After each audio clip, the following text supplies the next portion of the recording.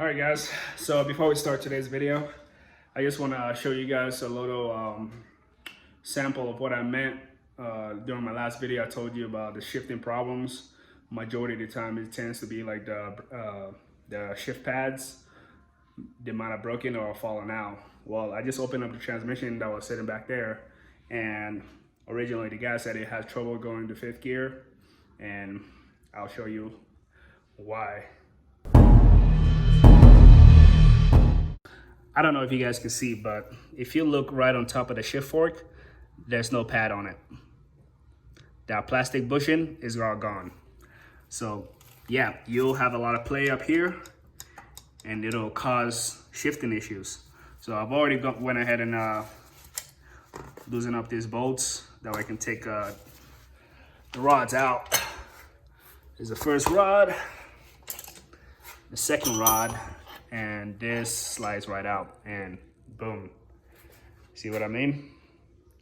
This one, the one on the left is completely damaged and the one on the right doesn't even have anything at all on it. So even in the back, all gone. The plastic bushings are all gone. There's nothing on there. You see, focus, yeah, there's nothing on there on both sides. They're all gone. So yeah, you'll have issues going into gears when those pads break because there's nothing on there to really allow a proper synchro change. But yeah, so that's what I meant on the last video. And the sixth gear is just like a dog, kind of like a dog sixth gear, so it doesn't really have anything on there. It's just a simple aluminum. The reason why I opened up this transmission was because I need this ring gear because mine is damaged. So I'm gonna take everything out, grab this ring gear, swap the differentials because this is the speed 3 differential, so it doesn't fit in the speed 6. So I'm going to swap that with mine over there and put mine back together. Got my gears in, got my new third gear pressed in already. Everything is in place. Also replaced my input shaft gears as well too with the good one that I have. So I have a good third gear now on the input shaft. And the fifth and sixth was fine. So I checked the play, I checked the lash on them. Everything seems to be in spec and I can twist the gears easily. So nothing is like binding. You can see the ring gear also spinning. I can do this by hand, like freely. It's a little resistant. That's because I have my zip ties holding the collar on each shaft. Because of the indent balls that's behind the collars, if these move, all the small indent balls will fall right out and they're really pain to get back in there. So you also want to make sure that they don't go anywhere. So my solution to that, I usually put like a zip tie under each collar that will keep it from moving in place until I put all my gear selectors on there before I take them all out when I'm done. Also have my homemade little homemade pinion right here. This is to set the preload on the transmission to make sure everything is within spec before you put the case back on. So there's a little homemade one that I made with a low socket at the end. It's just like an axle end of it that fits directly in here. So once I'm done with everything, I'll put the case right on top of it and I'll set my preload and make sure everything is within factory spec. Then I'll take it out and reseal the case and put everything back on.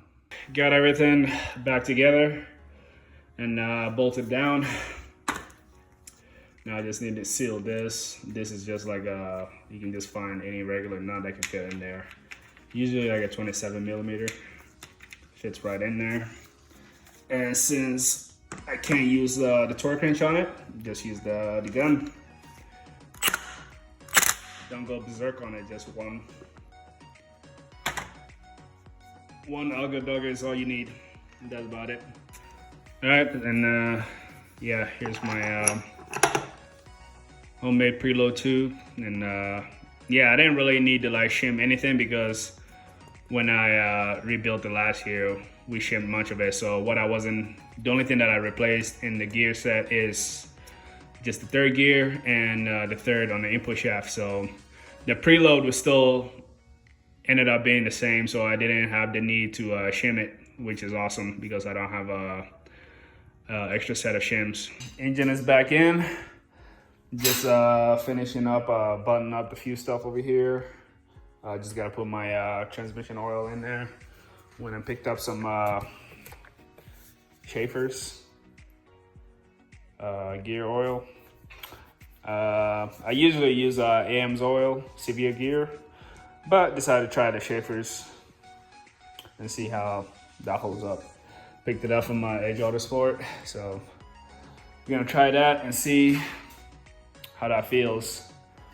And yeah, I'm just gonna go ahead and finish putting everything together. I don't really have much left. The rest, only thing I have left to do is just put the turbo on, downpipe, the wastegate, and connect this harness right here, and then I'll be able to put the front end into it. But yeah, she's almost there. Back and button up. Just got done bolting up everything up. Bumper is on, hood is on. It's got coolant in there. Everything should be good now. So start it.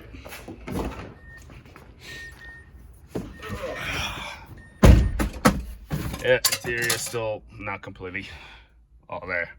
I'm just going to prime it first before I even fire it up.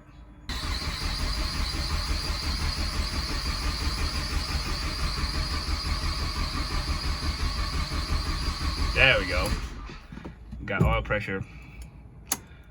Yeah, usually you do not just want to go ahead and crank it up. You just want to make sure you build some oil pressure before you do anything. It's not a good idea to just crank it up. Make sure your oil pump is working, everything's lubricated before